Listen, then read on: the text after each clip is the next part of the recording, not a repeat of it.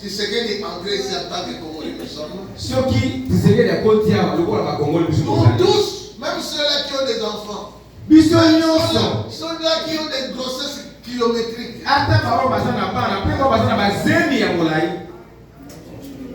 Tous vont se tenir. Alléluia. Amen. Et lorsque nous devons l'acclamer, bien-aimé, c'est comme Jean chapitre 4, verset 23-24 le dit. Que l'adore en vérité et en esprit. Et ceux qui la voulons, même les photographes ou les caméramans peuvent aussi se tenir debout. Amen. Amen.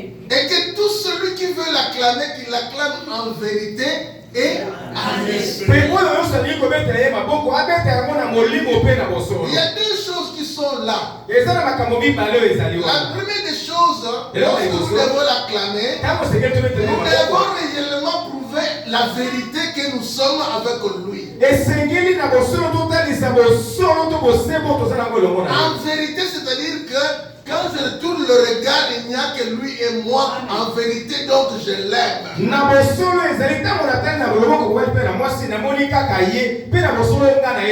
un esprit veut dire, mon esprit s'accorde à son esprit afin de l'élever qu'il est le Seigneur assis sur la droite.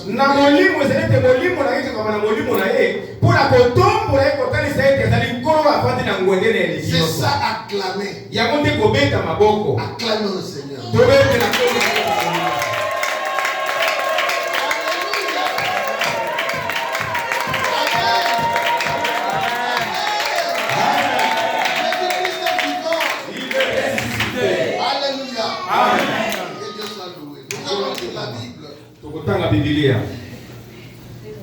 Jean chapitre 15. Jean chapitre 15. Nous commençons par le premier verset, nous descendons jusqu'au 10e verset. Jean chapitre 15, du 1er au 10e verset. Je lis au nom du Seigneur Jésus-Christ. Amen. Et lorsque nous lisons la parole aussi, c'est une manière de montrer que nous sommes attachés à elle.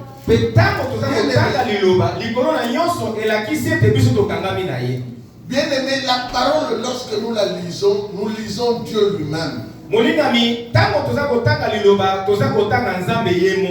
C'est pourquoi je vous ai toujours dit depuis toujours que lorsque nous lisons la parole, nous devons honorer cette parole.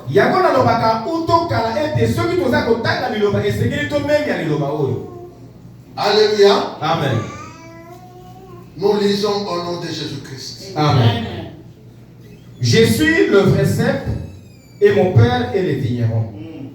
Tout sarment qui est en moi et qui ne porte pas de fruits, il les retranche. Et tout sarment qui porte des fruits, il les monte, afin qu'il porte encore plus de fruits. Déjà, vous êtes purs à cause de la parole que je vous ai annoncée. Demeurez en moi et je demeurerai en vous. Comme le sarment ne peut de lui-même porter du fruit, s'il ne demeure attaché au cep, ainsi vous ne pouvez pas non plus si vous ne demeurez en moi. Je suis le cep, vous êtes les sarments. Celui qui demeure en moi et en qui je demeure porte beaucoup de fruits, car sans moi, vous ne pouvez rien faire. Si quelqu'un ne demeure pas en moi, il est jeté dehors, comme les sarments, et il sèche. Puis on les ramasse, on les jette au feu, et ils brûlent. Si vous demeurez en moi, et que mes paroles demeurent en vous, demandez ce que vous voudrez, et cela vous sera accordé. Si vous portez beaucoup de fruits, c'est ainsi que mon Père sera glorifié et que vous serez mes disciples. Comme le Père m'a aimé, je vous ai aussi aimé. Demeurez dans mon amour. Si vous gardez mes commandements, vous demeurerez dans mon amour, de même que je garde les commandements de mon Père et que je demeure dans son amour. Amen. Amen. Père éternel, Père plein de grâce, de bonté, d'amour, Nous venons de lire cette parole, Seigneur, que tu as adressée à tes disciples quand tu te trouvais encore dans la Gethsémane. Cette parole qui donne la vie. Et nous voulons que cette parole transforme nos vies.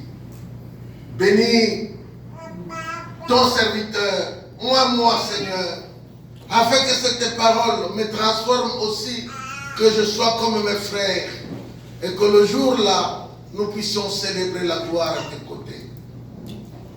Bénis aussi ton serviteur Israël que tu as mis à mes côtés, afin que la communication soit facile, afin que ton peuple puisse recevoir de l'eau pure qui nous transforme, qui nous donne la vie. Nous nous remettons à toi, Seigneur. Conduis-nous au nom de Jésus-Christ. Amen. Amen. Amen. Amen. Pour nous mettre notre petit thème que nous voulons exploiter aujourd'hui, c'est l'attachement au cep. L'attachement au cep. Alléluia. Amen. Amen. Amen. Ici, dans Jean chapitre, partant de Jean chapitre 13 jusqu'à Jean chapitre 21,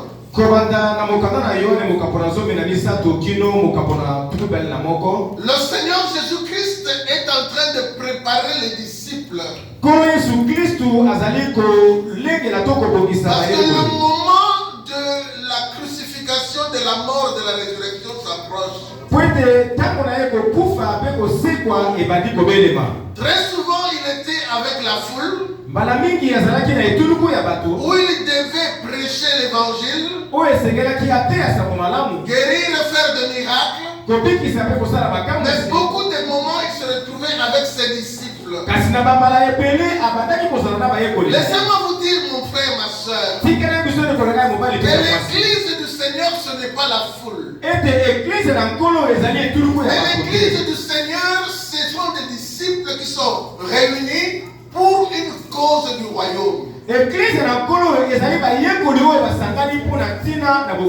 nous venons ici à l'église, nous avons déjà quitté la foule. Si dans une église, on trouve encore des foules, c'est que cette église-là n'est pas une église préparée pour le royaume. Je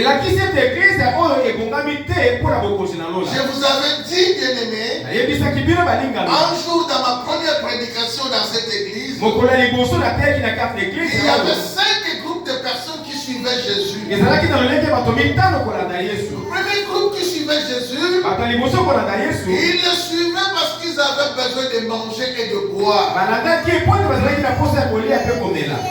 Et ceux-là ne le suivaient pas pour avoir la vie éternelle. Mais ils le cherchaient pour avoir la nourriture. Et dès qu'ils mangeaient, ils se retournaient vers eux. Et ils ne cherchaient pas qu'est-ce qui va arriver dans leur vie.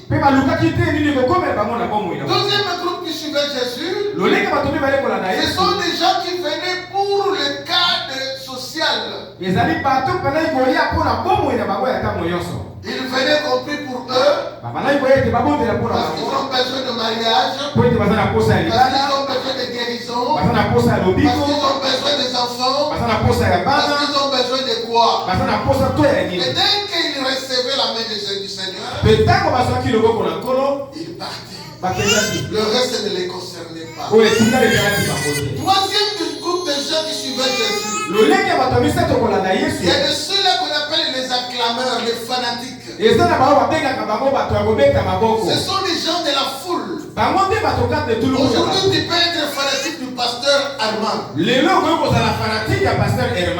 Tu peux aussi être mon fanatique. Comme les auteurs aussi de pasteur Israël. Tu viens ici parce que tu as besoin de rencontrer le pasteur Armand. Mais tu ne viens pas bien aimé pour chercher Jésus. Alléluia. Amen. Quand il est là, toi, tu es vraiment à l'aise, tu acclames, tu fais tout parce que tu as besoin as besoin de pasteur Gaston, tu as besoin peut-être de pasteur Israël, que sais-je encore. Mais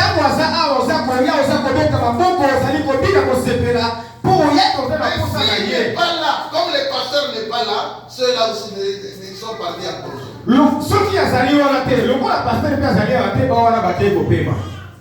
Et le jour où tu viendras, vous le verrez.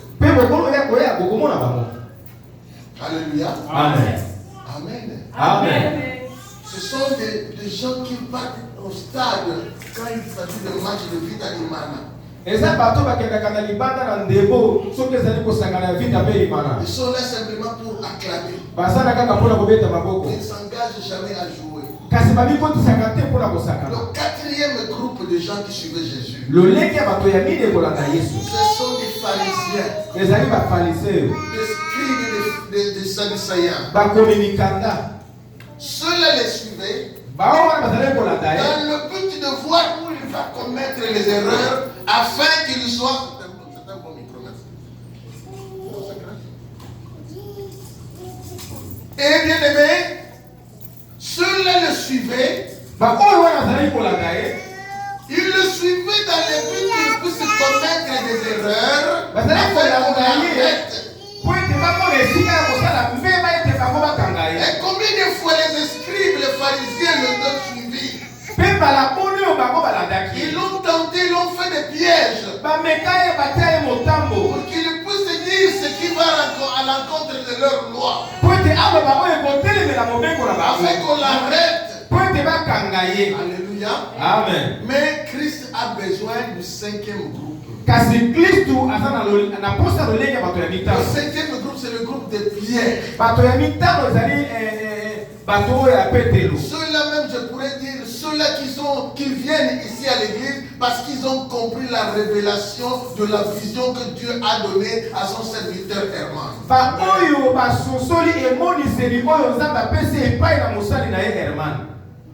Pierre suivent Jésus-Christ.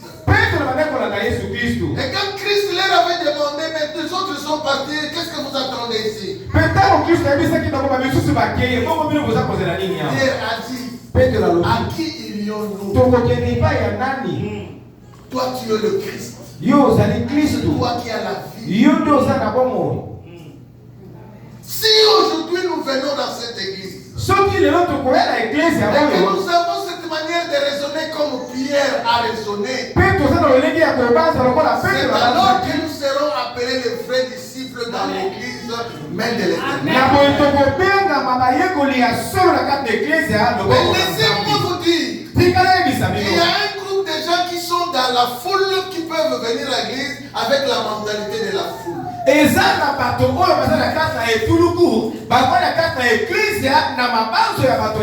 Nous sommes au temps où, bien aimé, l'église doit être préparée pour l'enlèvement. Ici, Christ est en train de parler à ses disciples. Il dit ceci: mon père est le vigneron. Moi je suis le vrai cep. Et vous êtes des sarments. Alléluia. Amen. Amen. Amen. Christ glorifie son Père. Qui est vigneron? Un vigneron, c'est celui qui sème des vignes.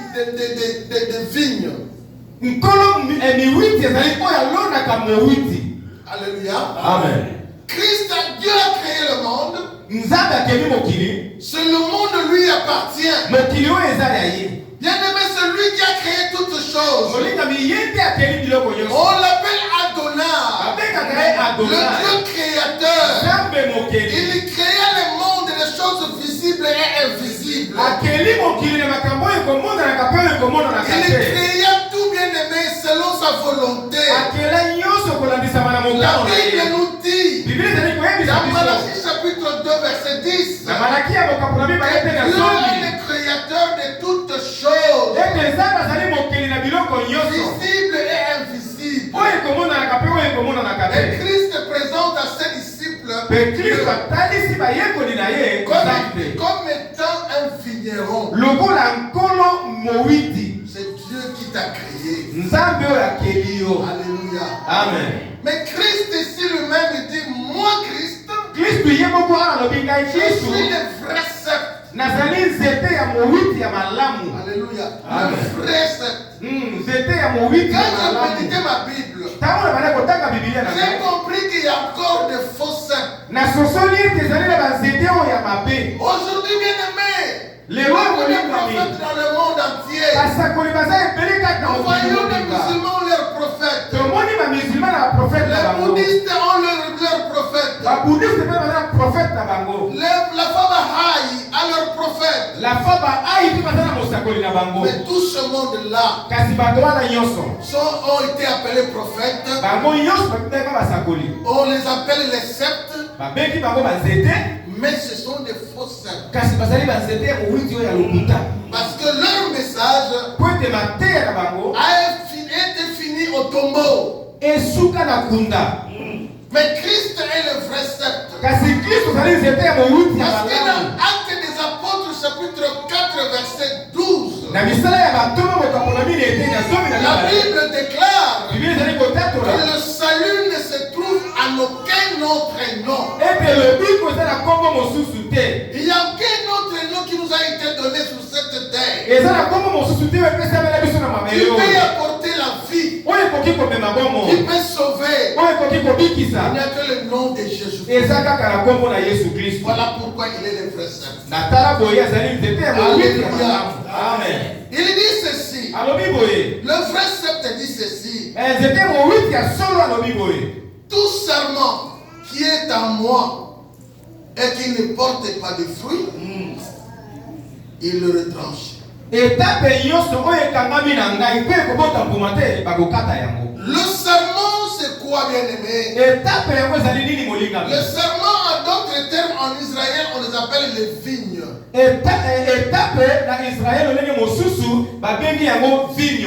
Ou bien les figuiers. Alléluia. Amen. Si bien aimé, nous sommes ici tous. Nous appartenons au sceptre. Nous tous ici, nous l'appartenons. Mais ici, en lisant la parole de Dieu, nous voyons qu'il y a deux types de personnes qui sont attachées à Christ. Il y a d'abord le serment qui sont attachés à Christ, mais qui ne portent pas de fruits. Alléluia. Amen. Alléluia, maman Cora. Amen. Bino, vous êtes des serments attachés à Christ qui produisent des fruits. Amen. Si j'étais comme Amen. Les serments qui sont attachés à Christ, qui ne portent pas de fruits. Bien aimé, qu'est-ce que cela veut dire?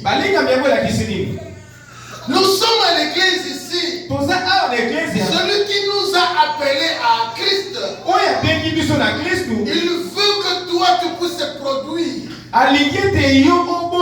Mais si toi tu es à l'église, il te dit que tu es de Christ, tu ne portes pas de fruits, il y a quelque chose qui peut t'arriver. Ce n'est pas moi, c'est la parole que nous lisons. Zonge la passage à verset 2. Verset 2, Jean chapitre 15. Tout serment qui est à moi et qui ne porte pas de fruits, il le retranche. Et tout serment qui porte du fruit, il le monte afin qu'il porte encore plus de fruits. Il y a deux types de serments. Deux qualités de serments qui sont attachés à Christ. Le serment qui porte des fruits et les serments qui ne portent pas de fruits. Je vais parler maintenant du sarment qui ne porte pas de fruits. Bien-aimé, allons dans Ésaïe chapitre 5. Verset 1 à 7. Lisez ce passage, vous verrez. Il y a quelque part où Dieu est en train de regretter.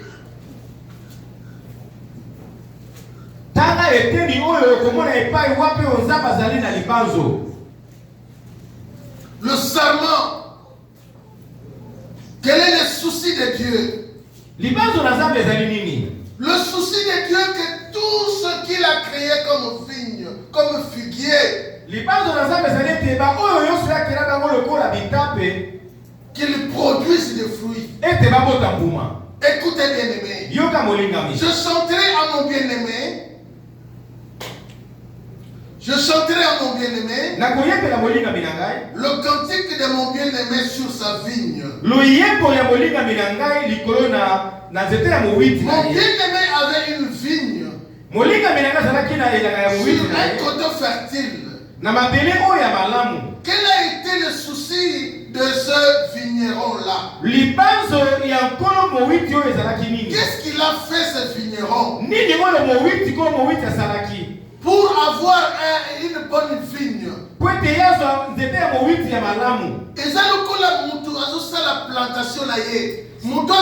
La plantation c'est comme quelqu'un qui fait sa plantation. Celui qui fait la plantation a qu'un seul souci. Le souci de celui qui fait sa plantation, cette plantation puisse lui apporter des fruits. Alors qu'est-ce qu'il fait souvent? Celui-là, c'est Dieu se compare à celui-là qui veut planter. Dieu se fait comparer à celui-là qui veut planter. Qu'est-ce qu'il dit? Le souci d'avoir un bon arbre qui va produire de bons fruits. Qu'est-ce qu'il a fait d'abord? Parce que c'était dans un coteau fertile. Il dit ceci. Il a remué le sol. Et il ôtait des pierres.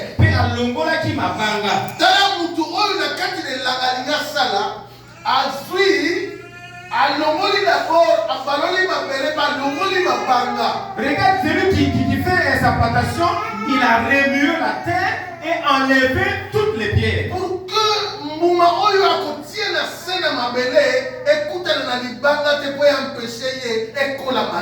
pour que sa semence ne rencontre pas de pierres et que cela puisse bien grandir. Alléluia. Amen. Alléluia, église. Amen.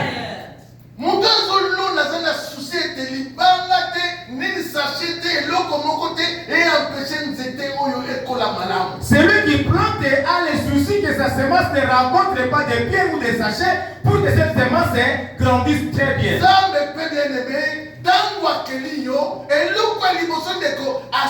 De manière que quelle que soit la difficulté où vous allez dans le monde, mais quand vous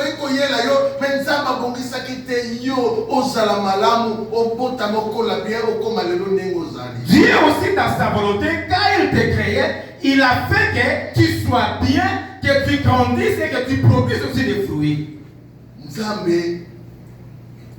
Il a mis un plat délicieux.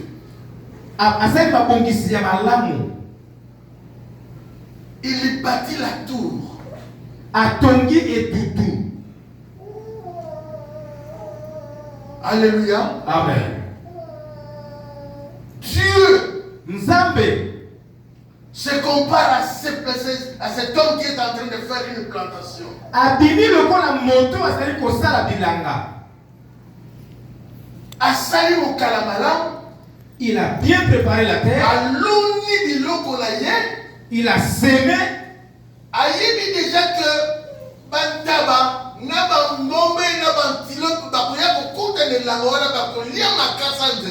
sachant que le chèvre, les moutons, les vaches viendront dans sa plantation pour manger ce qu'il a planté. ati yango na kati ya enclos moko de manière que banyama baya kobuté nani mazete wana te.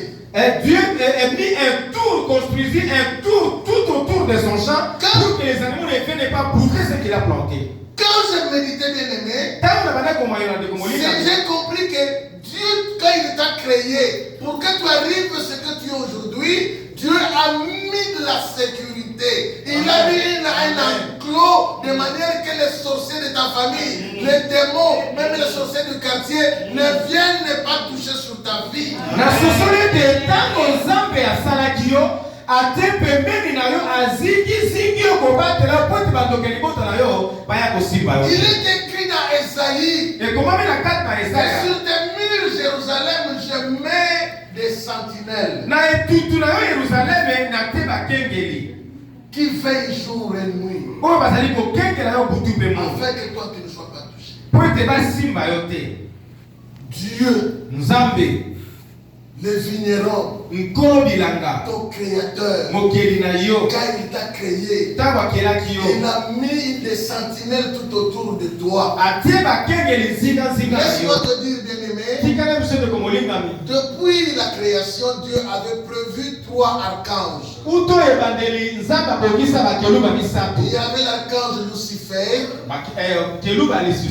qui a été chassé, et l'archange Michael et l'archange Gabriel. Chaque archange avait un tiers des anges qu'il gérait. Un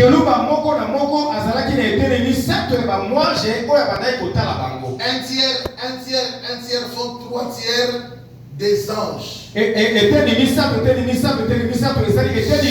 archange avec ses 1 tiers des anges avait une mission qu'il remplissait pleinement auprès de Dieu créateur. Ceux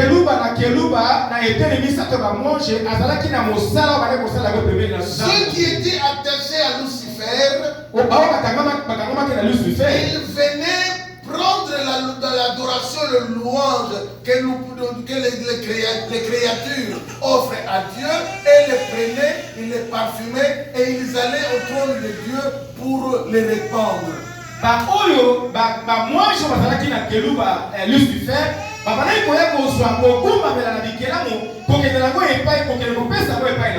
Et c'est ce qui fait que quand Lucifer a vu cette gloire-là, à tout moment que les anges allaient, ces anges-là, ils n'étaient pas encore des démons, ces anges-là, ils donnaient gloire à Dieu et ils parfumaient le trône de Dieu, ça lui a fait la jalousie.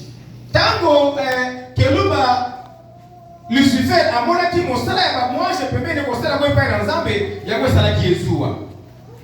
C'est ainsi qu'il s'est révélé et révolté. Naboye ya tombokaki. C'est ainsi qu'il y avait une guerre au ciel. Naboye bitumbe ezalaki na lola. Lucifer et ses anges ont été précipités sur la terre. Lucifer na bamwange na ye babokamaki ya wana se. Mais l'ange Michael, kasi Keluba avec un tiers des anges qu'il avait, na eteni misaka bamwange ezalaki na bango, ils avaient une mission. bango bazalaki letinda moko. La mission qu'ils avaient, c'est la protection de la créature. Etinda na bango ezalaki kobatela bikelamu. Donc si nous sommes là, soki biso tozali awa, chacun de nous a des anges qui les protègent. Moko na biso na bamwange babatelaka ye. Ces anges-là ont une mission, bien-aimée. Bamwange yango bazali na etinda. Et c'est toi leur chef. Ceux qui peuvent discuter au col de la bango na musala. S'ils discutent, tu peux les renvoyer aussi du travail. Nzambe, madame ba ange va distrait. Dieu, je vois que ces anges sont distraits. Ils ne font pas bien leur travail. Change-moi ces anges. Si toi tu marches pleinement avec toi. Alléluia. Amen. Et les anges de Gabriel, ce sont des anges qui viennent répandre les bénédictions. Je disais les anges de Michael sont là pour la sécurité. Quand nous disons l'ange de l'Éternel campe tout autour de ceux qui craignent Dieu et les arrache du danger.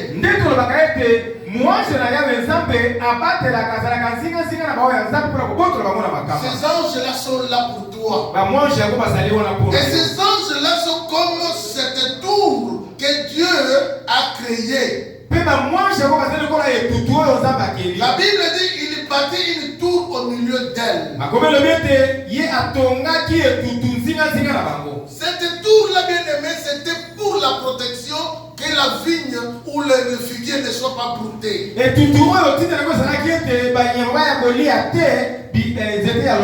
Qu'est-ce qu'il a fait encore? Il créa aussi des cuves. Laisse-moi te dire que Dieu a déjà créé des cuves pour toi.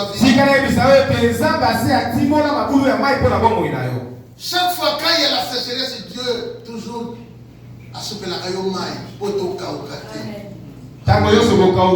Dieu verse sur toi de l'eau pour que tu ne sois pas séché. Dieu verse toujours sur toi de l'eau. Je me souviens dans ma vie. C'est un témoignage que j'ai toujours donné. Quand j'étais à Kinshasa, j'étais professeur de mathématiques. J'ai quitté l'école Massamba. Quand ça ne marchait pas plus à l'école Massamba, je me place au CIG. L'école Moko CIG.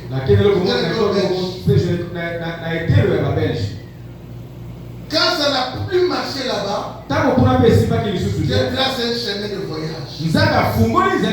Alléluia. Amen. Dieu m'a toujours fait une chose merveilleuse. Quand j'arrive quelque part et que rien ne marche là-bas, Dieu me déplace, frère. Il va m'amener là où les choses marchent. Alléluia. Amen. Et ça, parce que Dieu ne veut pas que moi je sois sèche.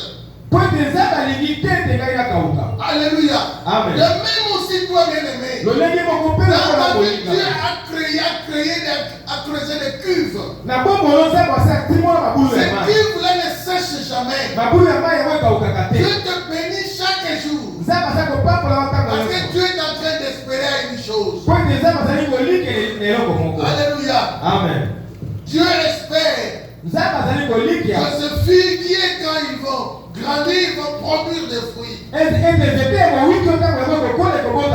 ils ont grandi, bien-aimés, ce sont des figuiers qui appartenaient à Dieu. Comme aussi des sarments qui sont attachés au cèpe. Et Dieu espère que les sarments qui sont attachés à Christ vont produire des fruits. Et voilà que bien aimé la Bible dit ici. Puis il espéra qu'elle produirait de bons fruits. Mais elle en a produit de mauvais. Dans Matthieu chapitre 3 verset 10. D'abord verset 8, la Bible dit quoi? Produisons les fruits dignes de la repentance. Au verset 10, la Bible dit ceci. La